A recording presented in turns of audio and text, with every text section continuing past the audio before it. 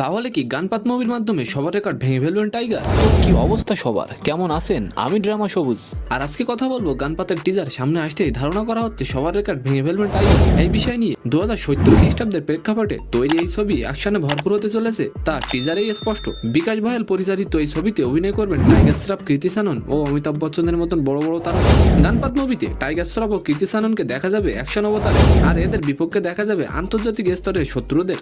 তবে ছবির যে জিনিসটি নজর কাড়লো সেটি হলো দুর্দর্শ মানের ভিপিএক্স এর ব্যবহার। জানলেও অবাক হবেন, এই দুর্দর্শ ভিপিএক্স এখনো পর্যন্ত তেমনভাবে কোনো ভারতীয় ছবিতে দেখা যায়নি। মূলত সিনেমাটি ওয়ার্ল্ড ক্লাস হতে চলেছে।